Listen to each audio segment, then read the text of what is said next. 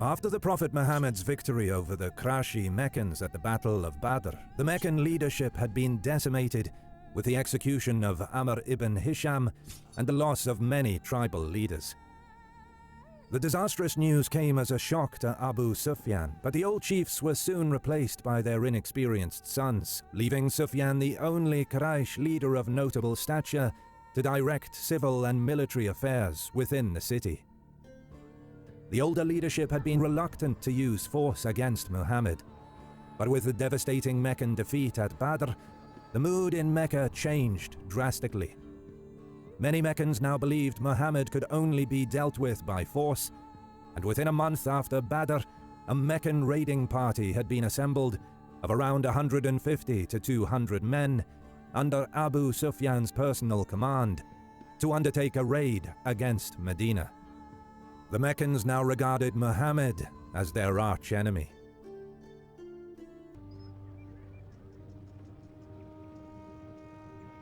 In April 624, Abu Sufyan's raiders approached Medina.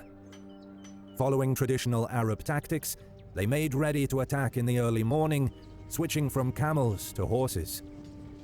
Details on the raid are scarce, but it seems that it turned into a minor skirmish, with only a few workers caught tending the fields, and 2 houses burned before the Meccan raiders withdrew. After some time, Muhammad gathered a response force and chased after the raiders. The entire affair is known derisively by Muslim chronicles as the Porridge Raid, since during their escape from Muhammad, the Meccans jettisoned some of their baggage, including several sacks of dried barley used for making porridge. Muhammad soon broke off his pursuit, having given chase mostly to save face and not to engage the Meccans. The following month, Muhammad sought to capitalize off his victory at Badr by assembling a force of up to 450 men and leading raids against 2 Bedouin tribes, the Ghatafan and the Beni Sulaim. While no large-scale fighting took place, Muhammad's strategy became clear. His aim was to strangle and isolate Mecca economically and politically by depriving it of its much-needed Bedouin allies for safe caravan passage. In late January 625, an army of 3,000 men and 200 horses, made up of the Quraysh, an assembly of Bedouin client tribes, and some Abyssinian mercenaries, marched out of Mecca toward Medina, determined to bring the war to Muhammad's doorstep. They took 12 days to reach the outskirts of Medina, with their route of march taking them west of the city, and then north, where they camped at a place known as the 2 Springs on an open plain at the foot of a rocky outcropping called Mount Uhud. Terrain had made the direct approach to Medina from the south impossible, since the city is situated on a lava plain about 10 miles wide and 10 miles long, surrounded on 3 sides by steep mountains. Medina could only be approached from the north over open ground, free of obstacles. The Meccan army went into camp just north of the foot of Mount Uhud, but their arrival was no secret, and Muhammad immediately dispatched Muslim scouts to maintain watch over the enemy army.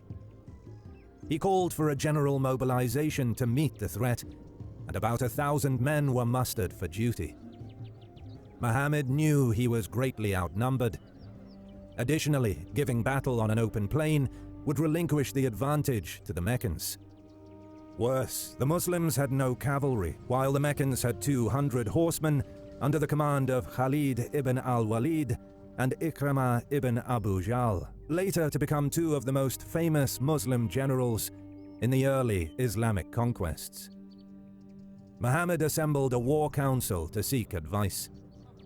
As always, the Prophet was disposed to the defense and wanted to draw the enemy army into Medina itself in urban house-to-house fighting. In this argument, he was supported by Abdullah ibn Ubay, the chief of the Khazraj and an experienced warrior, who was also in favor of fighting it out in the streets. Their argument was sound. The palm groves, springs, walled gardens, and the fortified compounds with their towers made it difficult for the Meccans to bring their superior numbers to bear on the Muslims. The terrain and obstacles would break up any Meccan unit cohesion, making them vulnerable to ambush and piecemeal engagements by the Muslims, defeating them in detail. The Meccans also had no siege weaponry, so if the Muslims withdrew into their compounds and refused to give battle, the Meccan army, lacking any supply trains, would be forced to abandon their position after the crops in their field were all used up. However, a large crowd had gathered, some wanting to fight in the city, while many wanted to fight in the open. Muhammad finally decided on a pitched battle. He donned his armor and retrieved his weapons, and ordered the men to muster near the cul-de-sac at the foot of Mount Uhud. However, Ibn Ubay strongly opposed Muhammad's decision to offer battle in the open plain instead of engaging in urban combat in the streets of Medina. He withdrew his contingent of Khazraj tribesmen, about 300 men, a third of Muhammad's army, and rode back to Medina. The rest of the host pressed on to Mount Uhud. Upon the arrival of the Meccans, Muhammad ordered a skirmish line to be thrown out across the northern approaches and nightly patrols conducted to warn of enemy activity. Muhammad then surrounded himself with a bodyguard of 50 chosen men. With the withdrawal of Ibn Ubay's troops, Muhammad had only 700 troops on hand to combat the Meccans. Of these, only 100 were equipped in mail armor. Across the pending battlefield, the Meccan cavalry had deployed in a somewhat unorthodox manner. One troop contingent under the command of Ikrimah ibn Abu Jahl was deployed forward of the main Meccan infantry line and was likely intended to skirmish with the Muslim front line using their lances from horseback. The more serious threat to Muhammad's position was the second cavalry troop, probably larger, commanded by Khalid ibn al-Walid and deployed far to the right of the Meccan infantry line. His mission was to turn Muhammad's flank. The terrain to Muhammad's left was broken by palm groves and walled gardens, but this was insufficient to prevent a movement in formation by al-Walid's cavalry. To prevent the Meccan horsemen from turning his flank, Muhammad posted 50 archers on the Ainain Hill, hereafter called the Hill of Arrows in Muslim chronicles. Muhammad reviewed his troops on horseback and then moved them into position on the battlefield. Sources don't specify the exact time of the start of the Battle of Uhud on March 23, 625, but it can be assumed that it likely started in the late morning or early afternoon. The two lines of infantry drew closer to one another, and the battle began when a Meccan warrior stepped forward, challenging the Muslims to send forth a champion to come forth and meet him in individual combat. Ali rushed from the Muslim ranks, attacked the Meccan, and killed him with a single slash of his sword. A single chant of Allah Akbar rose from the Muslim ranks. The brother of the slain warrior rushed from the Meccan ranks to attack his brother's killer. Before he could reach Ali, the fierce Hamza stepped forward between them and cut the assailant down. 3 more men from the Meccan line challenged Hamza, one after another. All 3 met their deaths at the end of his blade. Excited by the vigorous single combats taking place before them, the Muslim ranks charged the Meccans, engaging them in fierce hand-to-hand combat. The wounded were slain without mercy. As the battle raged between the infantry, a Muslim soldier named Abu Dujana cut his way through the enemy ranks before reaching the Meccan camp. He then scattered the Meccan female camp followers as he rushed headlong into the encampment. Meanwhile, Hamza seems to not have taken part in the charge, but prowled the battlefield looking for Meccan warriors to fight. Little did he know that Washi, a hired slave mercenary, was also looking for him. He was hired by Hind, the daughter of Utbah ibn Rabia, who had been killed by Hamza in the Battle of Badr, and now she wanted revenge. As Hamza engaged another Meccan champion, Washi found him, threw his javelin, and pierced right through his body. Hamza charged Washi, but before he could reach him, he collapsed to the ground. Washi retrieved his javelin and proceeded to walk off the battlefield, having no further business there. The ferocity of the Muslim attack succeeded in breaking the Meccan line at several points, permitting groups of Muslim soldiers to penetrate and begin isolating segments of the Meccan ranks, hacking them to pieces. For a while, their superior numbers allowed the Meccans to hold on to their position. Eventually, however, they began to waver and fall back in a semi-disciplined fashion. It was at this point that the Muslims pressed the attack with great force and ferocity, penetrating through the Meccan ranks until the enemy was cut off from their camp. With Muslim soldiers behind them and in the midst of their ranks, the Meccan defense collapsed. Once more, Muhammad's disciplined infantry had proven that a smaller, highly motivated force could defeat a larger, less motivated force in close combat. Had the Muslims even had a small cavalry contingent with which to pursue and scatter the routed Meccans, the Battle of Uhud would have been a complete disaster for the enemy army. But the Meccan cavalry, commanded by Khalid ibn al-Walid, had still not engaged in the fighting. Khalid hovered near the flanks, moving his mounted contingent about and waiting for the right time to strike. It was at this time that the Meccan infantry broke and fled, exposing their camp. The Muslim attack subsequently lost momentum as the soldiers abandoned the fight to plunder the camp.